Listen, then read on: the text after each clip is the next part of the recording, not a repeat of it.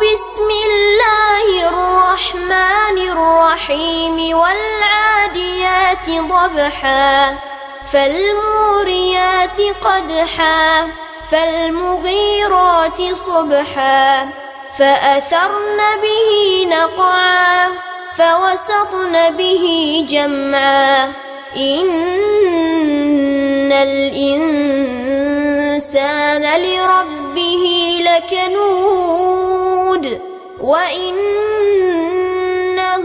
على ذلك لشهيد وإنه لحب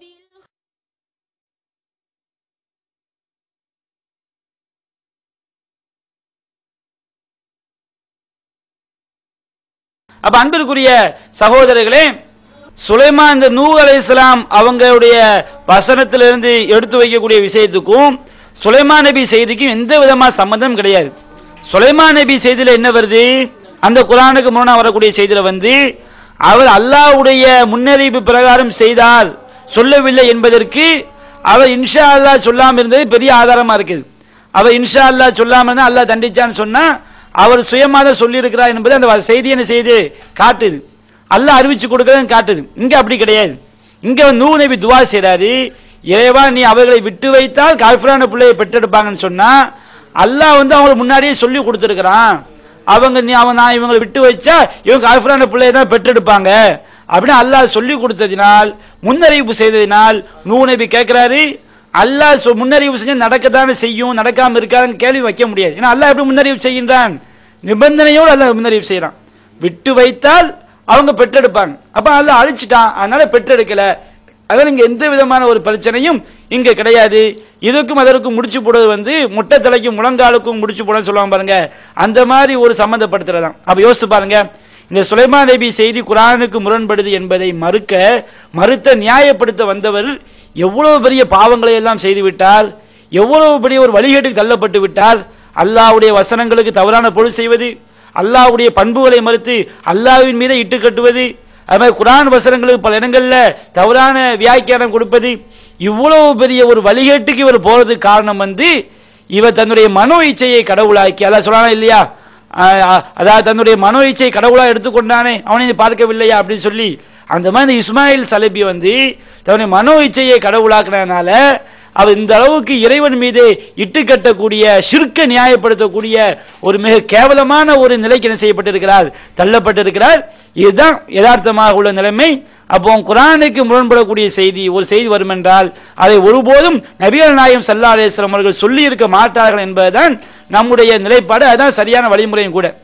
இந்த இடத்துல பாருங்க, இவர் எந்த அளவுக்கு வழிகேட்டில் போயிட்டான்னு சொன்னா அல்லாஹ் குர்ஆன் சொல்லி காட்டுறான். அது சுலைமான் நபியை பத்தி அல்லாஹ் சொல்லும் போது வலகது ஃபத்தன்னா சுலைமான சோதித்தோம் என்று அல்லாஹ் வரும்போது அல்கைனா அலா குர்சிஹி ஜஸதா, சுலைமானை அவருடைய சுலைமான் நபியுடைய சிம்மாசனத்தில் அவரை ஜசதாக போட்டோம், ஜசதை உடம்பாக போட்டோம் இருக்கு. இதை நாம எப்படி பிஜி அவங்க தர்ஜமால எப்படி மொழிபெயர்த்திருக்கிறாங்க?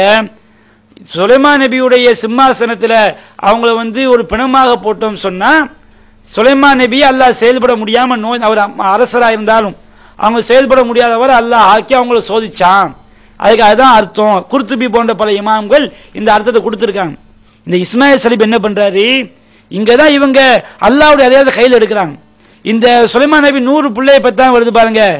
இந்த ஹதீஸை மறுக்கிறதுக்காண்டி தான் பிஜி என்ன செஞ்சாராம், அங்க சுலைமான் நபியை நாம் செய்தோம், அவருடைய சிம்மாசனத்தில் சடலமாக போட்டோம் அப்படி மொழிபெயர்த்திருக்காரு அப்படின்னு சொல்றாரு. குர்ஆன் ஒரு இடத்துல அல்லாஹ் தஆலா சொல்கிறான், வஅல்கைனா அலா குர்சிஹி ஜஸதன், அவருடைய சிம்மாசனத்தில் ஒரு முண்டத்தை போட்டோம்னு அல்லாஹ் சொல்கிறான். சில அறிஞர்கள் இந்த வசனத்துக்குரிய அர்த்தம் நான் ஏற்கனவே சொன்ன சுலைமான் நபி இன்ஷா அல்லாஹ் சொல்லாததுனால ஒரு குழந்தை கிடைச்சிச்சு அதைத்தான் சொல்லுதுன்னு விளக்கம் சொல்றாங்க. அந்த விளக்கத்துக்கு டச் ஆயிரும்ங்கிறதுக்காக வாழ்க்கைனா என்பதை வாழ்க்கைனா ஹூ என்று இல்லாத ஒரு ஹூ குர்ஆன்ல சேர்க்கப்பட்டு மொழிபெயர்க்கப்பட்டிருக்கிறது. அப்ப குர்ஆன்லையும் கைவரிசை காட்டுவாங்க. இது பிராக்கெட்ல விளக்கத்துக்கான ஒண்ணு சேர்த்தது குர்ஆன்ல பிஜேபி சேர்த்துட்டாராம். ஏன் சேர்த்தாராம்? இந்த செய்தியை மறுக்கணுங்கிறதுக்காண்டி தான் அவர் சேர்த்தாரு. அப்ப இவங்க பாருங்க, இந்த அந்த வசனத்துக்கு சபப் நுசுலா இந்த செய்தி இறங்குச்சு, இந்த வசனத்தை இறங்குறதுக்கு காரணம் இந்த செய்தி தான், ஏதாவது ஒரு சம்பந்தம் இருக்குதா? இந்த இதனாலதான் அந்த வசனத்தை அல்லாஹ் கொடுத்தான், அந்த வசனத்தை அல்லாஹ் சொல்ல ஏதாவது இருக்குதா? அப்ப இவர் எப்படி விஜியுடைய உள்ளத்தை இவர் திறந்து பார்த்தாரா? இவர் எப்படி கண்டுபிடிச்சாரு?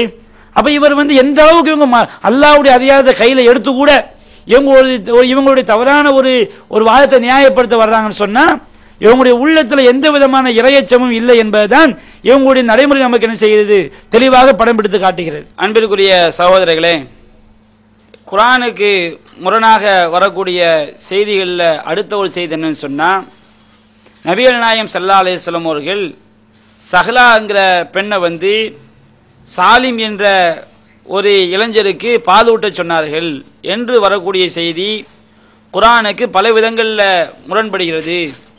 இந்த செய்தியுடைய அறிவிப்பாளர் தொடர் சரியாக இருந்தாலும் இதை நபிகள் நாயகம் ஸல்லல்லாஹு அலைஹி வஸல்லம் அவர்கள் கூறியிருக்க மாட்டார்கள். ஒரு நபி குர்ஆனுக்கு முரணாக ஆபாசமாக ஒருபோதும் சொல்லி இருக்க மாட்டார்கள். எனவே இந்த செய்தி நபிகள் நாயகம் சொன்னதாக நாம் ஏற்றுக்கொள்ள கூடாது, முடிவெடுக்க கூடாது என்று நாம் சொல்லி வருகின்றோம். இதற்கும் இந்த இஸ்மாயில் சலபி என்பவர் பலவிதமான தவறான பதில்களை சொல்லக்கூடிய காட்சியை பார்க்கிறோம். அவர் எப்படியெல்லாம் பதில் என்ற பெயரில் உளறியுள்ளார் என்பதை பார்ப்பதற்கு முன்பாக இந்த செய்தியை குறித்து ஒரு சிறிய ஒரு விளக்கத்தை நாம் பார்த்து கொள்ள வேண்டும். இந்த செய்தி முஸ்லிம்ல பல இடங்களில் பதிவு செய்யப்பட்டிருக்கிறது. இந்த செய்தியில் வருகிறது, நபிகள் நாயகம் ஸல்லல்லாஹு அலைஹி வஸல்லம் அவங்கள்ட்ட சஹலா பின்த் சுஹைல் என்கின்ற ஒரு சஹாபி பெண்மணி வர்றாங்க, அபூ ஹுதைஃபா என்ற சஹாபியுடைய மனைவி. இவங்க சொல்றாங்க, அல்லாஹ்வின் தூதரே யா ரசூலல்லாஹ், இன்னி அராஃபி வஜ்ஹி அபி ஹுதைஃபா மின் துஹூலி சாலிமின், அதாவது சாலிம் என்னுடைய வீட்டுக்குள்ள நுழைவதின் காரணத்தினால் அபி ஹுதைஃபாவுடைய முகத்துல ஒரு வெறுப்பை நான் பார்க்கிறேன். சாலிமே வீட்டுக்கு வர்றதை அபு ஹுதைஃபா வெறுக்கிறாரு அப்படின்னு அம்மா சொல்றாங்க. அப்ப நபிகள் நாயகம் சொல்றாங்க, அர்லிஹி, நீ அவங்களுக்கு பால் ஊட்டு அப்படிங்கிறாங்க. இங்க என்ன விஷயம் சொன்னா, நபிகள் நாயகம் அர்லிஹின்னு சொல்றாங்க பாருங்க, நீ அவங்களுக்கு பால் ஊட்டுங்கிற ஒரு வாசகத்தை சொல்றாங்க. இந்த அர்லிஹி என்பதற்கு என்ன அர்த்தம்னு சொன்னா, இந்த பாலூட்டினாள் என்று சொன்னால் தன்னுடைய மார்பகத்தை வாயில் வைத்து ஒரு குழந்தையோ யாருக்கு பால் ஊட்டுறாங்களோ அவங்களுடைய வாயில் வைத்து பாலை குடிக்க வைத்தாள் அப்படின்னு அர்த்தம். இந்த வார்த்தைக்கு டிக்ஷனரியில் விளக்கம் அரபி அகராதி நூற்கள்ல விளக்கம் போடப்படுகிறது. ரிலா என்று சொன்னால் மஸ்ஸு சரி, ஒரு பெண்ணுடைய மார்பகத்தில் வாய் வைத்து உறிஞ்சிதல்.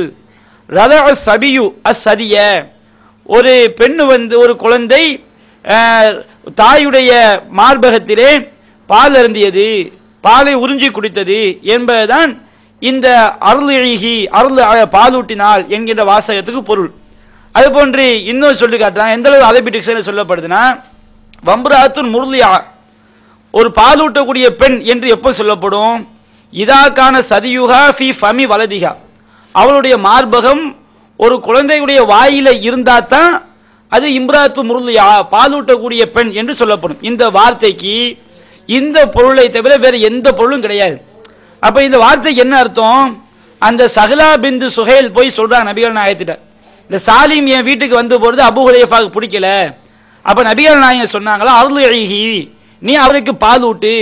பாலூட்டு என்ன, இந்த வாசகத்துக்கு என்ன அர்த்தம், இந்த வாசகத்துக்குரிய பொருள் உன்னுடைய மார்பகத்தை அவருடைய வாயில் வைத்து அவருக்கு பாலை கொடு என்றுதான் இந்த வாசகத்துக்கு பொருள். அப்ப அந்த அம்மா கேட்கிறாங்க, ரசூலா இப்படி சொன்னவனே அந்த அம்மா கேட்கிறாங்க, கபீர், நான் அவர் பெரிய மனிதராக இருக்கும் போது அவருக்கு நான் எப்படி பால் ஊட்டுவேன், உருளி ஓகுங்கிறாங்க. அப்ப என்ன அர்த்தம், அவர் பெரிய மனிதராக இருக்கும் போது என்னுடைய மார்பகத்தை அவருடைய வாயில் வைத்து நான் எப்படி அவருக்கு பாலை பருகை செய்வேன் அப்படின்னு அம்மா கேட்கிறாங்க. அப்படி கேட்டவுடனே ஃபதபஸ்ஸம ரசூலுல்லாஹி ஸல்லல்லாஹு அலைஹி வஸல்லம், நபிகள் நாயகம் ஸல்லல்லாஹு அலைஹி வஸல்லம் அவர்கள் சிரிக்கிறார்கள். சிரிச்சுட்டு சொல்றாங்க, வகால கத் அலிம்து அன்னஹு ரஜுலுன் கபீர், அவர் பெரிய மனுஷன் எனக்கு தெரியும் அப்படின்னு சொல்லி ஃபலஹிக ரசூலுல்லாஹி ஸல்லல்லாஹு அலைஹி வஸல்லம், நபிகள் நாயகம் சிரித்தார்கள் என்று இந்த செய்தி என்ன செய்யப்படுது, பதிவு செய்யப்படுது. இன்னொரு ஹதீஸ்ல வருது, அந்த சஹலாங்கிற அம்மா நபிகள் நாயகத்திடம் சொல்றாங்க, இன்ன சாலிமன் கது பலகமா எபுலுகு ரிஜால் வ அகலமா அகலு, அந்த சாலிம் வந்து ஒரு மனிதன் எதையெல்லாம் பெரிய மனிதன் எதையெல்லாம் அறிவாரோ, ஒரு பருவ வயது அடைந்து விட்டார், ஒரு பெரிய மனிதன் எதையெல்லாம் அறிந்து கொள்வாரோ அதையெல்லாம் அறிந்து கொள்ளக்கூடிய பருவத்தை அடைந்து விட்டார். இன்னும் எதுகுல அலைனா, அவர் எங்க வீட்டுக்குள்ள வர்றாரு. இன்னி அலுன்னு அன்னஃபி நப்சி அபி ஹுதைஃபத மின் தாலிக ஷையன், அவர் இந்த மாதிரி என் வீட்டுக்கு வந்து போகும்போது அபூ ஹுதைஃபாவுடைய உள்ளத்துல ஒரு தவறான எண்ணம் ஏற்படுகிறது என்பதை நான் உணர்கிறேன் அப்படின்னு அம்மா சொல்றாங்க. அப்ப நபிகள் நாயகம் சொன்னாங்க, அருள்ஹி, நீ அவருக்கு பால் ஊட்டு. என்ன அர்த்தம்? உன்னுடைய மார்பகத்தை அவருடைய வாயில் வைத்து நீ பாலை கொடு அப்படின்னு அவங்க சொல்றாங்க. தஹ்ருமி அலேஹி, அவரை உனக்கு நீ மகரமாக்கிக் கொள் அப்படின்னு சொல்றாங்க. அந்த அம்மா என்ன செஞ்சாங்க? இந்த மாதிரி செஞ்சாங்க. அபூ ஹுதைஃபாவுடைய முகத்துல உள்ள அந்த வெறுப்பு போய்விட்டது. என்ன செய்தி? இந்த செய்தி பதிவு செய்யப்படுது. இந்த விஷயத்தை பொறுத்த வரைக்கும் இதில் முதலாவதாக நாம் அடிப்படையாக சொல்லக்கூடிய விஷயம் எதுவென்று சொன்னால், பாலூட்டினால் என்கின்ற அந்த வாசகத்துக்கு பொருள் என்னவென்று சொன்னால், மார்பகத்தை ஒருவருடைய வாயில் வைத்து பாலை அருந்த செய்தல் அப்படியே அர்த்தம். இதுக்கு வேற அர்த்தமே கிடையாது, வேற பொருளே கிடையாது. அப்ப நம்ம என்ன கேட்கிறோம்? இஸ்லாம் வந்து அல்லாஹ் தஆலா ஒருபோதும் ஆபாசத்தை அல்லாஹ் போதிக்க மாட்டான். நபிகள் நாயகம் ஸல்லல்லாஹு அலைஹி வஸல்லம் இப்படி ஆபாசமா சொல்லுவாங்களா? நபிகள் நாயகம் மார்க்கமா சொல்லக்கூடிய விஷயங்கள் இறை செய்தி. அப்ப நபிகள் நாயகம் இப்படி சொன்னாங்கன்னா அல்லாஹ் இதை போதிச்சான்னு அர்த்தம். அப்ப குர்ஆன்ல தெளிவா வருது, இன்னல்லாஹ லா யஅமுரு பில் ஃபஹ்ஷாஇ வல் முன்கர், அல்லாஹ் மானக்கேடான விஷயத்தை, அருவருக்கத்தக்க காரியங்களை அல்லாஹ் ஒருபோதும் செய்ய மாட்டான், சொல்ல மாட்டான். வகுல்லில் மூமினீன யகுல்லு மின் அப்சாரிஹிம், அல்லாஹ் சொல்லி காட்டுறான், மூமினான ஆண்களுக்கு சொல்லுங்கள் அவர்கள் தங்கள் பார்வைகளை தாழ்த்தி கொள்ள வேண்டும், அந்நிய பெண்களை பார்க்க கூடாது, அந்நிய பெண்களுடைய ஔரத்துகளை பார்க்க கூடாது என்பது மூமின்களுக்கு அல்லாஹ் சொல்லக்கூடிய சட்டம். இப்படி குர்ஆன்ல பல இடங்கள்ல இந்த மாதிரி அந்நிய பெண்களை பார்ப்பது, அவங்களுடைய ஔரத்துகளை பார்ப்பது வந்து ஹராமாக்கப்பட்டிருக்கு. அப்ப நபிகள் நாயகம் ஸல்லல்லாஹு அலைஹி வஸல்லம் வந்து அல்லாஹ்வுடைய இறை தூதர். வஇன்னக லஅலா ஹுலுகின் அதீம், நபிகள் நாயகம் நீங்கள் மகத்தான நற்குணத்தின் மீது இருக்கிறீர் என்று அல்லாஹ் சொல்லி காட்டுறான். அப்ப இந்த அளவுக்கு நற்குணத்தை போதித்த நபிகள் நாயகம் ஸல்லல்லாஹு அலைஹி வஸல்லம் அவங்க இந்த அளவுக்கு அருவருக்கத்தக்க ஒரு விஷயம் செய்ய மாட்டாங்க, சொல்லி இருக்கவே மாட்டார்கள். இஸ்லாத்துக்காண்டி தியாகம் செய்த அபூ ஹுதைஃபா என்கின்ற சஹாபி, இஸ்லாத்துக்காண்டி பல தியாகங்கள் செய்த சஹ்லா என்கின்ற அந்த சஹாபி பெண்மணி, இஸ்லாத்துக்காண்டி பல தியாகங்கள் செய்த சாலிம் என்ற அந்த நபித்தோழர் இந்த மாதிரி ஆபாசமான ஒரு வேலைக்கு வந்து ஒருபோதும் செஞ்சிருக்கவும் மாட்டாங்க, சம்மதிச்சிருக்கவும் மாட்டாங்க. அப்ப இந்த மாதிரி உன்னுடைய மார்பகத்தை வைத்து பால் குடி என்று வாசகத்தை நேரடியாக பயன்படுத்தி வரக்கூடிய இந்த வாசகம் நபிகள் நாயகம் ஒருபோதும் சொல்லி இருக்கவே முடியாது. இது அசிங்கம், இது ஆபாசம், இந்த மாதிரி ஆபாசத்தை குர்ஆன் சொல்லாது, நபிகள் நாயகம் குர்ஆனுக்கு மாற்றமா பேச மாட்டாங்க. எனவே இந்த செய்தியை ஏற்றுக்கொள்ள கூடாது, இது குர்ஆனுக்கு முரணாக வரக்கூடிய செய்தி என்று நாம சொல்றோம். அவங்க சாலில் அவங்களுக்கு பால் கொடுத்தாங்க என்று வருகிறது. எப்படி கொடுத்தாங்க என்றது ஹதீஸ்ல வரல. இது சம்பந்தமாக வந்திருக்கக்கூடிய ஒரு ஹதீஸும் பலகீனமானது, பலகீனமான ஒரு ஹதீஸ் வந்திருக்குது, பாலை கறந்து கொடுத்தாங்கிறது. இவங்க என்ன செய்யறாங்கன்னு சொல்லி சொன்னா, வீட்டுக்குள்ள வந்து போறதே அவர் விரும்பல, தன் மனைவியினுடைய மார்புல வாய் வச்சு அவர் பால் குடிச்சிருந்தா விட்டுருப்பாரா என்று சொன்னது மாத்திரம் இல்லாம, அதுக்கு அந்த மனைவியுடைய வாயில மார்புல வாய் வைத்து குடிக்கிறது தான் இந்த ஹதீஸ்ல பயன்படுத்தப்பட்ட வாசகம் என்று சொல்றாங்க. இதே வாதத்தை தான் கிறிஸ்தவர்கள் எடுத்து வச்சிருக்காங்க கடந்த காலங்கள்ல. அதற்கு பதில் அளிக்கக்கூடிய ஒரு அறிஞர் கேட்கிறாரு, பால் குடித்தல் என்று சொன்னா கண்ணியத்துக்குரிய சகோதரர்களே, ஒரு வாசகத்தை நம்ம பயன்படுத்துகின்ற போது மொழியில என்ன இருக்குதோ அதைத்தான் சொல்லி பயன்படுத்தணும்.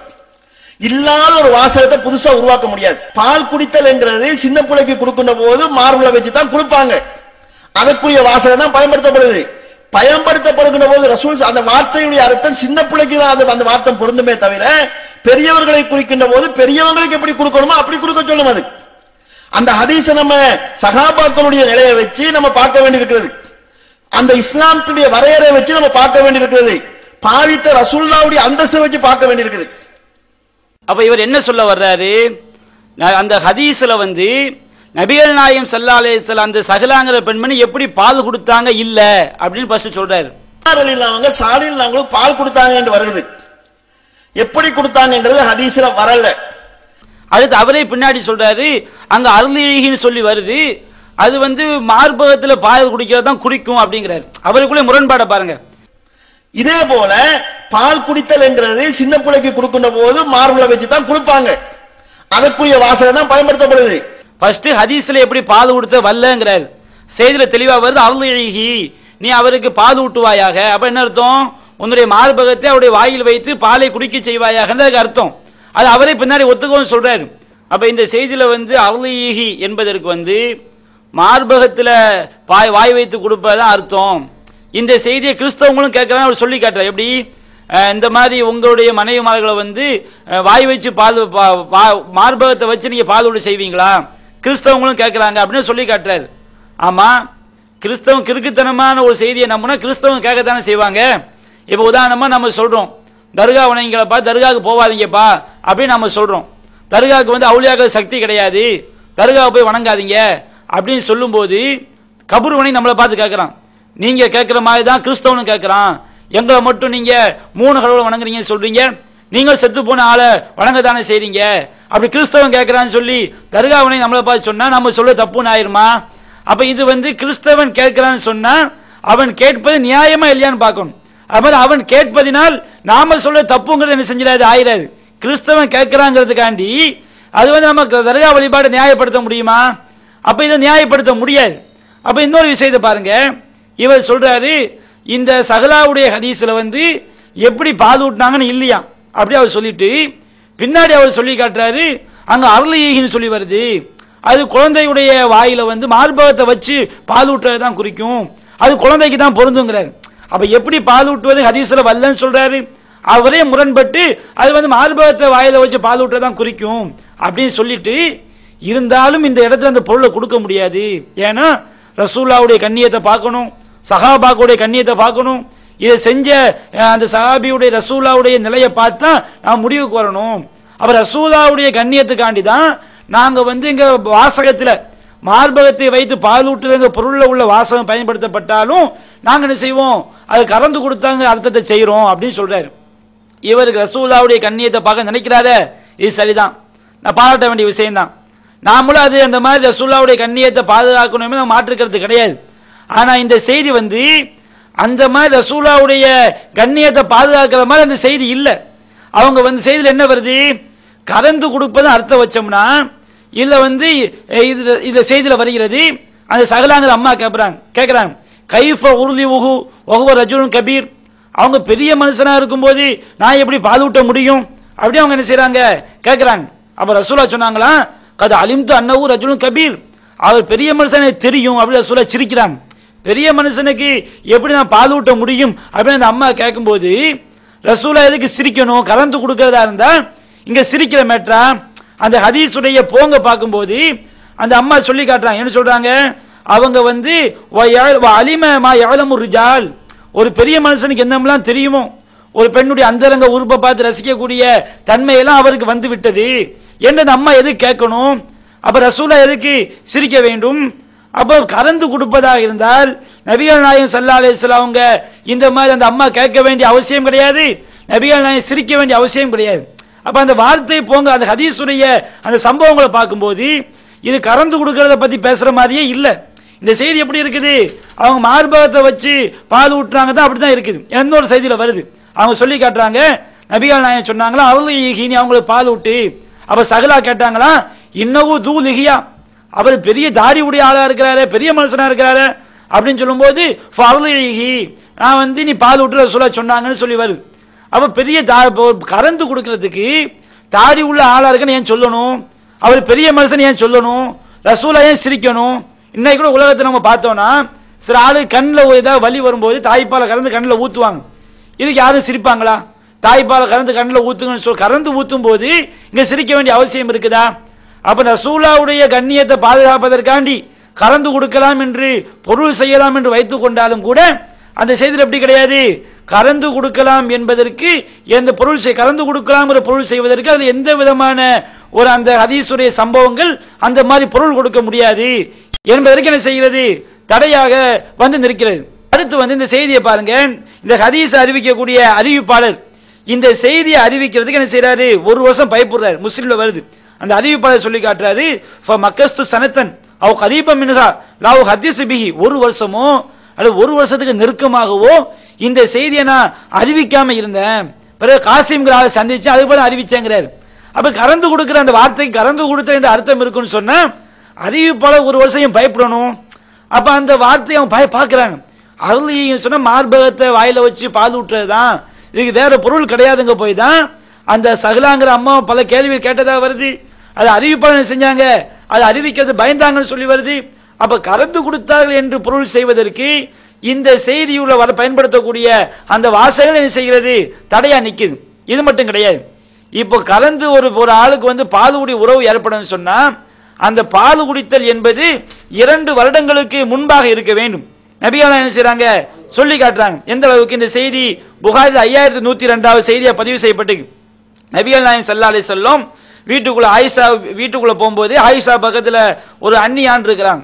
அப்ப நபிகள் நாயகம் கேட்கிறாங்க, ஆயிஷா இது யாரு அப்படின்னு கேட்கிறாங்க. அப்ப ஆயிஷா சொல்றாங்க, இது என்னுடைய சகோதரர் தான்.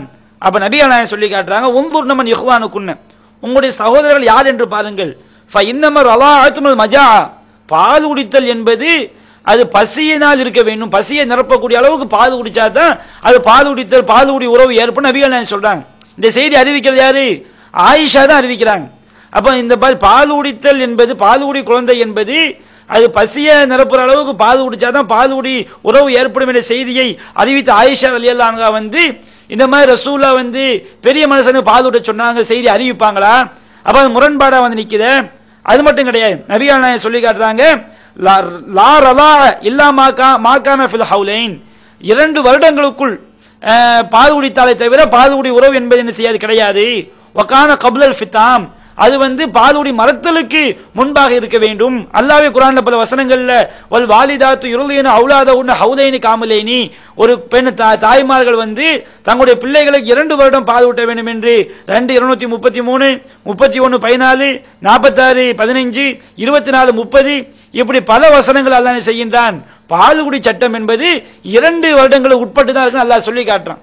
அப்ப இந்த மாதிரி இருக்கிற காரணத்தினால்தான் இது வந்து இந்த வார்த்தைக்கு மார்பகத்துல வாய் வைத்து பால் குடிப்பதுக்கு அர்த்தம் இருக்கனால பால்குடி குழந்தை என்பது 2 வருஷத்துக்கு முன்னாடி பால் குடித்திருக்க வேண்டும் என்கின்ற பல ஹதீஸ்கள் இருக்கின்ற காரணத்தினால்தான் இங்க கறந்து கொடுத்தாங்க அர்த்தம் வைக்க முடியாது.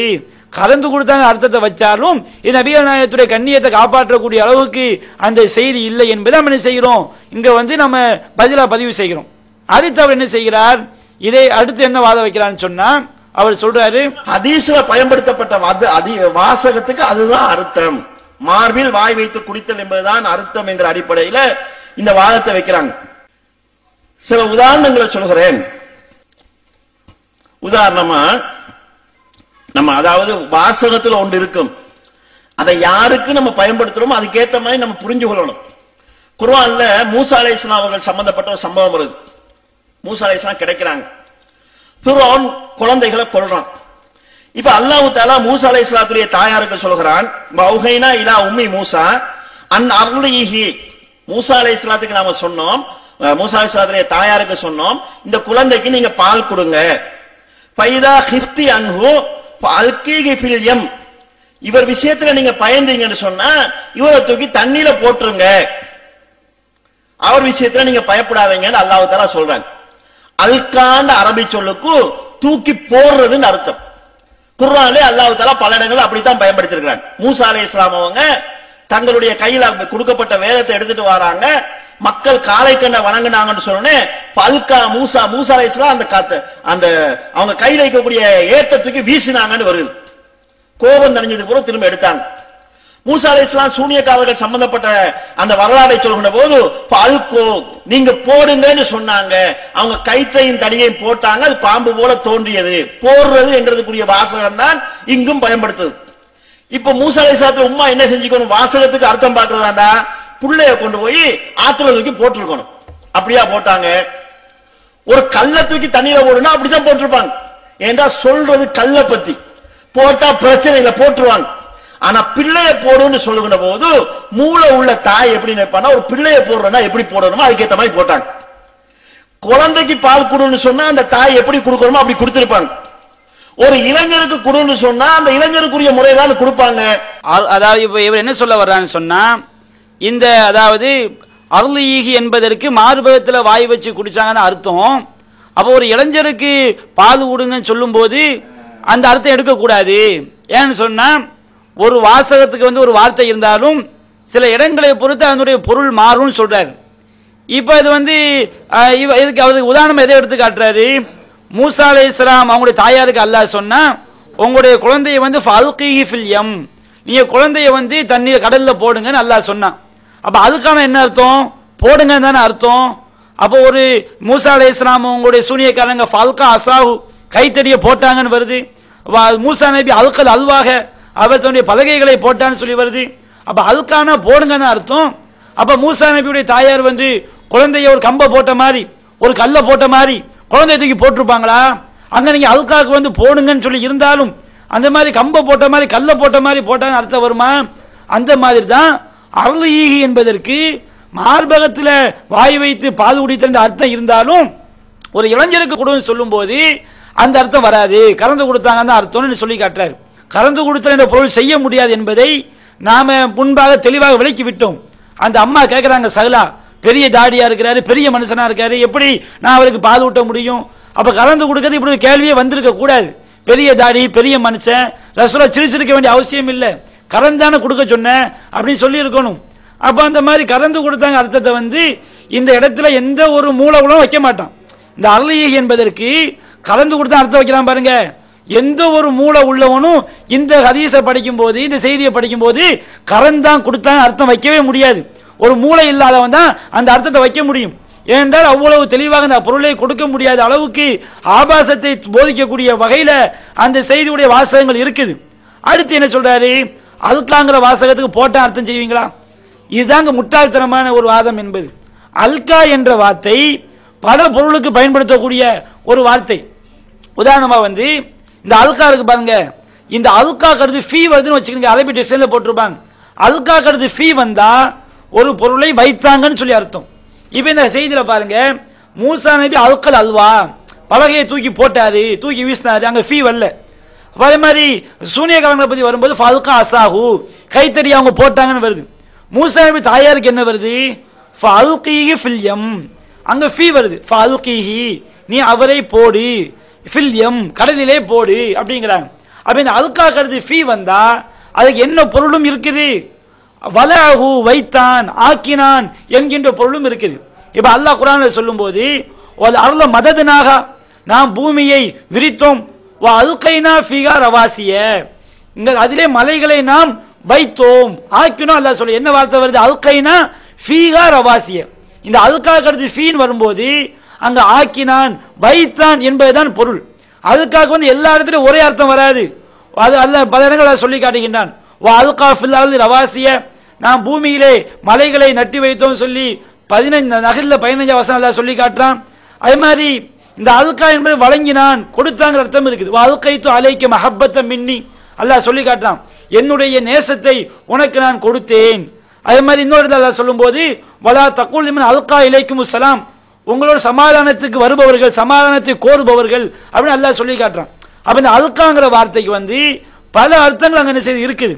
அப்போ அந்த பல அர்த்தங்களோட வார்த்தையை வந்து ஒரு இடத்துல பயன்படுத்தப்படும் போது அந்த இடத்துக்கு என்ன பொருள் போட்டு கொடுக்கணும். அப்ப அர்லீஹி என்பது பல அர்த்தங்கள் கொண்ட வார்த்தை கிடையாது. அல்கா என்பது பல அர்த்தங்கள் கொண்ட வார்த்தை. அர்லீஹி என்பது மார்பகத்தில் வாய் வைத்து பால் ஊட்டுதல் என்கின்ற, மார்பகத்தை வாயில் வைத்து பால் ஊட்டுதல் என்கின்ற அர்த்தம் மட்டும்தான் இருக்குது. அதுக்காக பல அர்த்தம் இருக்குது. இன்னும் யோசிச்சு பாருங்க, மூசா நபியுடைய தாயார் வந்து ஒரு கல்ல போடுற மாதிரி குழந்தைய தூக்கி போடல என்பது அந்த அல்கா கருது ஃபீ வருவதை விளக்குது. அல்கா கருது ஃபீ வந்து என்ன அர்த்தம்? அந்த தண்ணீரிலே கடலிலே வைத்தான் அப்படிதான் அர்த்தம். மற்றவங்க அல்லாஹ் சொல்லலையா, உன் குழந்தைய எடுத்து அதை வந்து ஒரு பெட்டிக்குள்ள வை, அந்த பெட்டியை நீ கடல்ல போடு அப்படின்னு அல்லாஹ் சொல்லலையா? அப்ப என்ன அர்த்தம்? அது வந்து ஒரு குழந்தையை சொல்ல போய் தான் அல்லாஹ் பலவிதமா ஒந்த போடுன்னு மட்டும் அல்லாஹ் சொல்லல. ஒரு கடல்ல போட்டா முங்கிருமா குழந்தை? அப்ப அல்லாஹ் தெளிவா சொல்றான், அன்கதி ஃபீஹி ஃபித்தாபூத் ஃபக்தி ஃபீஹி ஃபில் யம், அந்த குழந்தையை ஒரு பேழைக்குள் பெட்டிக்குள் வைத்து அதை என்ன செய்யி கடல்ல கொண்டு போய் போடு, கடல்ல கொண்டு போய் வைங்க, கடல்ல விடுங்க அப்படின்னு அல்லாஹ் சொல்லி காட்டுறான். அப்ப குழந்தைய போட போய் தான் அல்லாஹ் பெட்டிக்குள்ள வைன்னு சொல்றான். அப்ப ரப்புல் ஆலமீன் ரொம்ப தெளிவா சொல்லி காட்டுறான். இந்த அல்கா என்பது பல பொருள்கள் பொதிந்த பல அர்த்தத்துக்கு வரக்கூடிய ஒரு வார்த்தை. அல்லாஹ் சொல்லுவோம் சும்மா தூக்கி போட்டு அல்லாஹ் சொல்லல, ஒரு பெட்டிக்குள்ள வச்சு ஆத்துல விடுங்க, ஆத்துல வைங்க, தண்ணியில விடுங்க அல்லாஹ் என்ன செய்யறான் சொல்லி காட்டுறான். அப்ப அல்கீக்கும் இந்த அல்காங்கிற வார்த்தைக்கும் எந்த விதமான சம்மந்தமும் கிடையாது. இன்னும் நாம் இதை எடுத்து பார்த்தோம்னா இந்த கறந்து கொடுத்தங்க அர்த்தம் வந்து இந்த வார்த்தைக்கு வராது என்பதை பல அரபு அறிஞர்கள் என்ன செய்றாங்க சொல்லி காட்டுறாங்க. எந்த அளவுக்குன்னு சொன்னா, அதாவது ஃபதுல் பாரில வந்து சொல்லப்படுது. இயால் என்கின்ற அறிஞர் சொல்லி காட்டுறாரு.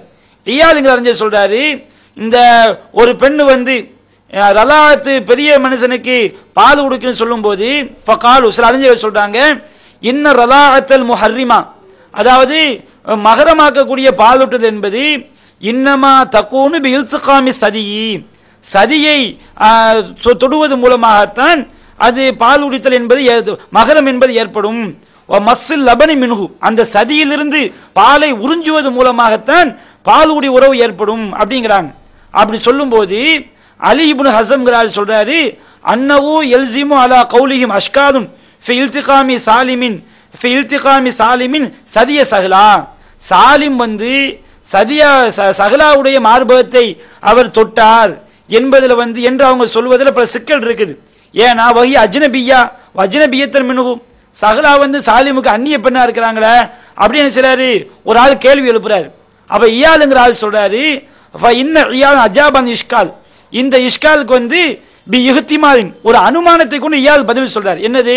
அன்னகா ஹலபத்துஹு சும்ம ஷரிபஹு மின் கைரி யமஸ்ஸ சரியகா, சஹ்லா வந்து அதை கறந்து சதியை தொடாம கொடுத்திருக்கலாம் அப்படிங்கிறாங்க. இப்படி இயாலுங்கிற ஆள் சொல்றாரு, அனுமானத்துல சொன்னான்னு வருது. அருளிக்கு மார்பகத்தை வாயில வச்சு பால் ஊட்டுவதுதான். இயாளுங்கிறாரு எப்படி அனுமானம் பண்றான்னா, அது ஏன் நம்ம அப்படி செய்யணும், கலந்து கொடுத்தா வைக்க வேண்டியான. அப்ப நபவி இமாம் சொல்றாரு, வஹுவ இஹ்திமால் ஹஸனுன், இது நல்ல ஒரு அனுமானம் தான். லாக்கின்னஹு லா யுஃபீது இப்னு ஹஸம், இப்னு ஹஸமுடைய கருத்துக்கு இது கொஞ்சம் கூட பயனளிக்காது. ஏன்? லிஅன்னஹு லா யக்தஃபி ஃபி ரிலாஇ இல்லா பி இல்திகாமி ஸதியி, ரிலா பாலுடி உறவு என்பது மார்பகத்தை சந்திக்காம என்ன செய்யாது, ஏற்படாது. மார்பகத்தை சந்திச்சாதான் பாலுடி உறவு ஏற்படும். அப்ப நபவி திரும்ப சொல்றாரு, லாக்கின் அஜாப நபவி, நபவி இதுக்கு பதில் சொல்றாரு, பி அன்னஹு உஃபியான் தாலிக லில் ஹாஜத்தி, மார்பகத்தில் வாய் வச்சு கொடுத்தாலும் அந்த ஒரு தேவை இருப்பதனால் அந்த மாதிரி மார்பகத்தில் வாய் வச்சு குடிக்க கூடாது, இங்க தேவை இருக்கிறத மன்னிக்கப்படும் அப்படிங்கிறாரு. அப்ப இது என்ன? அப்ப அம்மா இப்னு ஹஸம் என்ன பண்றாரு, ஃபஸ்ததல்ல பி கிஸ்ஸதி சாலிமின் அலா ஜவாசி மஸ்ஸில் அஜ்னபியி சதில் அஜ்னபியா, சாலிமுடைய சம்பவத்தை வைத்து ஒரு அந்நியன் இன்னொரு அந்நிய பெண்ணுடைய மார்பகத்திலே வாய் வைத்து உறிஞ்சுவது கூடும். வல்துகாமி சதியகா, அவருடைய மார்பகத்தை சந்திப்பு தொடுவது கூடும். இதா அராத எர்த்தலிய மின்ஹா முத்லகன், அவன் அந்த பெண்ணிடமிருந்து பால் அருந்துவதை நாடினால் அவன் மார்பகத்தில் வாய் வச்சு உறிஞ்சுவது கூடும், தொடுவது கூடும் சிலரு இப்னு ஹஸம் சொல்றார். அப்ப இந்த மாதிரி கலந்து கொடுத்த அர்த்தத்தை இயால் செய்யும் போது கூட அரபி மொழி தெரிஞ்ச அறிஞர்கள், நபவி போன்ற அறிஞர்கள் அந்த மாதிரி அர்த்தம் கொடுக்க முடியாது. வாய் வச்சு குடிச்சாதானே பாலுடி உறவு ஏற்படும். அந்த மாதிரி ரலாத்துங்கிற வார்த்தைக்கு அந்த அர்த்தம் தான் செய்றாங்க சொல்லி காட்டுறாங்க. அப்ப இந்த மாதிரி தெளிவாக ரலாத் என்பது வாய் வைத்து கொடுப்பதைத்தான் குறிக்கும் என்று சொல்லும் போது இந்த அல்காங்கிற வாசகத்தை வச்சு என்ன செய்ய முடியாது, நியாயப்படுத்த முடியாது. இதுல அவர் சொல்லக்கூடிய பதில் எதுவுமே இந்த செய்தியை வந்து நாம ஏற்றுக்கொள்ளக்கூடிய வகையில் அந்த பதில் என்ன செய்யல இல்ல. அடுத்து என்ன வாதம் வைக்கிறாரு அதையும் பார்ப்போம். அப்ப ஒரு குழந்தைக்கு பால் குடு என்று சொன்னா மார்புல வாய் வச்சு குடிக்கணும், வாய் வைக்கிறது தான் பிரச்சனையா, பால் பிரச்சனையா? தாய் பிள்ளை உறவு ஏற்படுவதற்கு பால் முக்கியமா, மார்புல வாய் வைக்கிறது முக்கியமா? அப்ப இவர் இதுல வந்து சொல்லக்கூடிய வாதமே கிறுக்குத்தனமான ஒரு வாதம். பாலுடி உறவு ஏற்படுவதற்கு பால் முக்கியமா, வாய் வைக்கிறது முக்கியமான்னு கேட்கிறாரு. இதே ஒரு தவறான ஒரு வாதங்க. ஏன் நபிகள் நாயகம் ஸல்லல்லாஹு அலைஹி வஸல்லம் அவங்க ரொம்ப தெளிவா சொல்லி காட்டுறாங்க, பாலுடி உறவு என்பது வாய் வைத்து கொடுத்தால்தான் பாலுடி உறவு என்பது என்ன செய்யும், ஏற்படும். ரெண்டும் முக்கியம், பால் குடிப்பதும் முக்கியம், அது வாய் வைத்து குடிப்பதும் முக்கியம். நபிகள் சொல்லி காட்டுறாங்க. முஸ்லிம்ல 2628 செய்தியா பதிவு செய்யப்பட்டிருக்கு. லா தஹ்ருமுல் மஸ்ஸத்து வல் மஸ்ஸத்தானி, ஒரு தடவை வாய் வைத்து உறிஞ்சி குடிப்பது, 2 தடவை வாய் வைத்து உறிஞ்சி குடிப்பது என்ன செய்யாது, அது வந்து பாலுடி உறவை என்ன செய்ய ஏற்படுத்தாது. நபிகள் என்ன செய்றாங்க சொல்லி காட்டுறாங்க. அப்போ பால் குடித்தல் என்பது வந்து மார்பகத்தில் வாய் வைத்து குடி, இன்னொரு சில ஹதீஸ்கள்ல வருது இம்லாஜத்துல் இம்லாஜத்தானி, ஒரு தடவை உறிஞ்சி குடிப்பது, 2 தடவை உறிஞ்சி குடிப்பது என்ன செய்யாது, பாலுடி உறவை ஏற்படுத்தாது. அப்ப பாலுடி உறவு ஏற்பட வேண்டும் என்றால் பாலையும் குடிக்க வேண்டும், அதே மார்பகத்திலிருந்து குடிக்க வேண்டும். இப்போ ஒரு பால் சுரக்காத ஒரு பெண்ணுக்கு ஒரு பெண் ஒரு குழந்தையை தூக்கி பால் ஊட்டினால் மார்பகத்தில் வாய் வச்சதுனால பால் குடி உறவு ஏற்படாது. அது எப்படி இருக்கணும்? மார்பகத்தில் வாய் வைக்கவும் வேண்டும், பாலை குடிக்கவும் வேண்டும். அப்பதான் பால் குடி உறவு ஏற்படும். அப்ப இவர் கேட்கிறாரு, பால் குடிக்கிற பிரச்சனையா மார்பகத்தில் வாய் வைக்கிற பிரச்சனையா? ரெண்டுமே பிரச்சனை தான். பாலையும் குடிக்க வேண்டும், மார்பகத்தில் வாய் வைத்து குடித்தால்தான் அது பாலுடைய குழந்தையாக ஆகும். மார்பகத்தில் வாய் வைத்து குடிக்கவில்லை என்ன செய்யாது? அது பாலுடைய குழந்தை என்ன செய்யாது, ஆகாது. இப்ப நம்ம கேட்கிறோம், எத்தனையோ ஆடு மாட்டுடைய பாலை குழந்தைகளுக்கு கொடுக்கிறோம். அப்ப அந்த குழந்தைகள் எல்லாம் ஆட்டுடைய பாலை கறந்து குடிச்சதுனால ஆட்டுக்கு பிறந்த பிள்ளைன்னு சொல்ல முடியுமா? ஒரு மாட்டுடைய பாலை கொடுக்கறத ஒட்டகத்துடைய பாலை கொடுக்கறதுனால ஒட்டகத்துக்கு பிறந்த பிள்ளைன்னு சொல்ல முடியுமா? அப்ப பாலுகுடி என்பது அது ஒரு மனுஷன் ஃபர்ஸ்ட் குடிக்கணும், தாயிட்ட பெண்ணிட்ட குடிக்கணும், ரெண்டாவது மார்பகத்தில் என்ன செய்யணும், வாய் வைத்து குடிக்க வேண்டும். அப்படி இருந்தாலும் என்ன செய்யாது, பாலுகுடி உறவாக அது ஆகும். அது 2 வருடங்களுக்கு முன்பாக செய்யணும், இருக்க வேண்டும். அப்ப இவர் வாய் வைக்கிறது பிரச்சனை கேட்டா வாய் வைப்பதும் பிரச்சனை தான். அப்ப இவர் இந்த ஹதீஸை நியாயப்படுத்துறதுக்காண்டி குர்ஆனுக்கு முரணா வரக்கூடிய சாதிமுடைய செய்தி எப்படியா நியாயப்படுத்த வேண்டும் என்பதற்காக வாய் வைத்து குடிக்க வேண்டும் சட்டத்தை மாத்த நிக்கிறார் பாருங்க. இதுதான் எங்கெல்லாம் அசத்தியத்தை நியாயப்படுத்த வர்றாங்களோ அந்த சத்தியத்தை மறுக்கக்கூடிய ஒரு நிலை ஏற்படும் என்பதையும் நாம் தெளிவாக வழங்கிக் கொள்ள முடியாது. அடுத்த என்ன சொல்லி காட்டுறாரு, அடுத்த வாதத்தை பார்ப்போம். அப்ப லூத் அலைஹிஸ்ஸலாம் அவங்க அந்த மக்களை பார்த்து சொல்றாங்க, யா கௌமி ஹாவுலாயி பனாத்தி புன்ன ஹத்ஹர் லக்கும். மக்களே, இதோ என்ன பொம்பளை பிள்ளைகள் இருக்கிறாங்க, இவங்க உங்களுக்கு நல்லோம், அவங்கள விட்டுருங்கன்னு சொல்றாங்க. நீங்க சொல்ற மாதிரி நேரடி அர்த்தம் இதுக்கு எடுத்துடலாமா? அல்லது ஒரு நபி எப்படி சொல்லுவாருன்னு அர்த்தத்தில் நம்ம எடுக்கிறதா? ஏன்னா பொம்பளை பிள்ளை இருக்காங்க, யூஸ் பண்ணிட்டு போங்கன்னு அவங்க சொல்லியிருப்பாங்களா? நேரடி அர்த்தம் அதுதான். இந்த வந்த விருந்தாளிகளை விட்டுருங்க, எனக்கு தான் பொம்பளை பிள்ளை இருக்காங்க, அவங்கள வச்சுக்கோங்கன்னு சொல்ற மாதிரி இருக்குது. ஆனா ஒரு நபி சொல்றாருன்னு சொல்லி சொன்னா இவங்களை விட்டுட்டு வேண்டாம், என் பொம்பளை பிள்ளைகளை முடிச்சுக்கங்களான்னு சொல்றாரு அவர். அப்ப நம்ம நீங்க ஒரு வாசகத்துக்கு அர்த்தம் வைக்கிறோம்னா ஒரு காபீர் இதை பத்தி விமர்சனம் செய்யலாமா இல்லையா? நீங்க நபின்னு சொல்லக்கூடிய ஒருவர் தன்னின சேர்க்கையாளர்களுக்கு என் மகள் மாற நீங்க பயன்படுத்திட்டு போங்கன்னு சொன்னாங்க, உங்க குர்ஆன் சொல்லுதுன்னு சொல்லி சொன்னா குர்ஆன் இந்த வசனத்தை நீக்குன்னு சொல்லிடுவீங்களா? இது தேவையில்லைன்னு சொல்லிடுவீங்களா? அப்ப இவர் என்ன வாதம் வைக்கிறாரு, அருளீகி என்பதற்கு மார்பகத்தில் வாய் வைத்து குடிப்பதுதான் பொருள் என்று நாம சொல்லும் போது அது அந்த பொருள் கொடுக்க கூடாது, கரண் தான் கொடுக்கணும். நாம சில இடங்களில் வார்த்தைக்கு வேற அர்த்தம் கொடுக்கலாம் என்பதற்கு ஒரு ஆதாரத்தை வைக்கிறார். ஆதாரங்கள் பேர்ல ஒண்ணு வைக்கிறார். என்ன சொல்றாரு, நூஹ் அலைஹிஸ்ஸலாமுடைய காலத்துல ஓரணை சேர்க்கையாளர்கள் நூஹ் நபி வீட்டுக்கு வந்த விருந்தாளிகளோட ஓரணை சேர்க்கை பண்றதுக்கு வர்றாங்க. அப்ப நூஹ் நபி சொல்றாரு, யா கௌமி ஹாவுலாயி பனாத்தி ஹுன்ன அத்ஹர் லக்கும். என்னுடைய சமுதாயமே, இதோ என்னுடைய பெண்மக்கள், இவர்கள் உங்களுக்கு பரிசுத்தமானவர்கள் அப்படின்னு சொல்றாங்க. அப்ப இங்க நீங்க என்ன அர்த்தம் கொடுப்பீங்க? என் பிள்ளைய பொட்ட பிள்ளைய யூஸ் பண்ணிட்டு போங்க அப்படின்னு நூஹ் நபி சொன்னாரு அப்படின்னு நீங்க அர்த்தம் கொடுப்பீங்களா? இதுக்கு மாற்று அர்த்தம் கொடுக்க மாட்டீங்களா அப்படின்னு கேட்கிறாரு. இங்க இந்த ஆதாரத்தை பொறுத்த வரைக்கும் இவர் புரியாம வைக்கிறார். இங்க வார்த்தைக்கு எந்த அர்த்தத்தையும் நம்ம மாத்தல. அவங்க ஆண்களோட உறவு கொள்ள வர்றாங்க. அப்ப நூஹ் நபி என்ன சொல்றாரு, ஹாவுலாயி பனாத்தி ஹுன்ன அத்ஹர் லக்கும். இதோ என்னுடைய பெண்மக்கள், இந்த பெண்மக்கள் உங்களுக்கு பரிசுத்தமானவங்க சொன்னா என்னுடைய பெண்மக்களோட உறவு கொள்ளுங்க அங்க வார்த்தைக்கு அர்த்தம். வார்த்தைக்கு நம்ம எந்த ஒரு பொருளையும் மாற்றவில்லை. இங்க அருளிக்கு என்ன பண்றீங்க, கறந்து கொடுத்தாங்க அர்த்தத்தை நீங்க பொருளை மாத்துறீங்க. இது அதாவது மார்பகத்துல வாய் வைத்து பால் குடித்தல் என்ற அர்த்தத்தை கறந்து கொடுத்தாங்க அர்த்தத்தை நீங்க மாத்துறீங்க, வார்த்தைக்குரிய பொருளை மாத்துறீங்க. இங்க வார்த்தைக்கு பொருளை மாத்திரமா? ஹாவுலாயி பனாத்தி ஹுன்ன அத்ஹர் லக்கும்னா ஏதோ என்னுடைய பெண்மக்கள் அவங்க உங்களுக்கு பரிசுத்தமானவங்க சொன்ன என் பெண்மக்கிட்ட உறவு கொள்ளுங்கன்னு அந்த வார்த்தைக்கு அர்த்தம். ஆனா என்ன அர்த்தம், உறவு கொள்ளுங்க அர்த்தத்தை நம்ம மாத்தல. உறவு கொள்ளுங்க சொன்னா உடனே அவங்க உறவு கொண்டாங்க அர்த்தம் வச்சிடக்கூடாது. முறையா திருமணம் செய்து ஒரு நபி சொல்லும் போது என்னுடைய மகளோடு நீங்க என்னுடைய பெண்மக்களோட உறவு கொள்ளுங்கன்னு சொன்னா போய் விபச்சாரம் பண்ற மாதிரி பண்ணுங்க அர்த்தம் வைக்க முடியாது. வார்த்தையில உறவு கொள்ளுங்கன்னு அர்த்தம், அந்த உறவை விபச்சாரம் பண்ற மாதிரி செய்யுங்க அர்த்தத்துல வர முடியாது. திருமணம் என்ற முறையின் மூலமாக நீங்கள் செய்யுங்கள் ஒரு நபி சொன்னதுனால அப்படித்தான் பொருள் வைப்போம். இங்க நம்ம வார்த்தைக்கு எந்த அர்த்தத்தை என்ன செய்யல, மாற்றவில்லை. உதாரணமா ஒரு கெட்டவன் ஒரு வியாபாரம் பண்றான், ஒரு நல்ல ஒரு வியாபாரம் பண்றான். இப்போ ஒரு ஆள் வர்றாரு, நான் யார்கிட்ட போய் வாங்கன்னு கேட்கிறாரு. நம்ம சொல்றோம் நல்லவன்ட்ட போய் வாங்க அப்படிங்கிறோம். அப்ப நல்லவன்ட்ட போய் வாங்கன்னு என்ன அர்த்தம்? அங்க போய் சும்மா எல்லாத்தையும் அழிட்டு வர அர்த்தமா? நல்லவன்ட்ட போய் வாங்கன்னு சொன்னா ஒரு வியாபாரத்துக்கு எப்படி காசு கொடுத்து வாங்குவோமோ அந்த மாதிரி வாங்கன்னு அர்த்தம். அப்ப இங்க வாங்குங்க பொருளை மாத்தல, ஒரு பொருளை வாங்கும்போது எப்படி நடந்து கொள்ள வேண்டுமோ அந்த மாதிரி வாங்கணுங்க அர்த்தமே தவிர இதை வாங்கணும் அழுட்டு வாங்க அர்த்தம் வர முடியாது.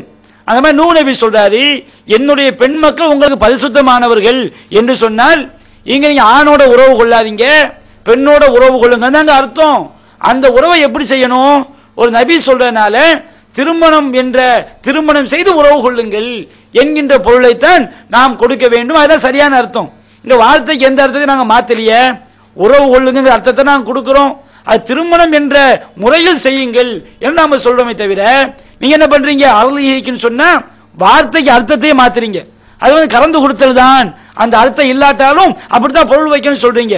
அப்ப வார்த்தையுடைய பொருளை மாற்றுவதற்கும் வார்த்தையுடைய பொருளை மாற்றாமல் அதை முறையாக திருமணம் செய்து உறவு கொள்ள வேண்டும் என்று சொல்லக்கூடிய இந்த வசனத்துக்கு மத்தியில இவர் எடுத்துக்காட்டக்கூடிய உதாரணம் எந்த விதமான சம்பந்தமும் கிடையாது. அப்ப தப்பான பொருத்தம் இல்லாத உதாரணத்தை காட்டி என்ன செய்றாரு, விளக்கம் சொல்றாரு. அடுத்து என்ன சொல்றாரு, இவங்க வைக்கக்கூடிய வாதத்துல உருப்படியான ஒரு வாதம் இருக்குது. என்னன்னு கேட்டா 2 வயசுல தானே பால் கொடுக்கிற சட்டம் இருக்குது. இவர் இளைஞரானதுக்கு பிறகு எப்படி பால் கொடுக்கிறது, அப்படி கொடுத்தா தாய் மகன் என்கிற உறவு எப்படி வரும்? இது சட்டத்துக்கு உள்ளது. இது சம்பந்தமாக கடந்த காலத்தில் வாழ்ந்த அறிஞர்கள் பேசியிருக்கிறாங்க.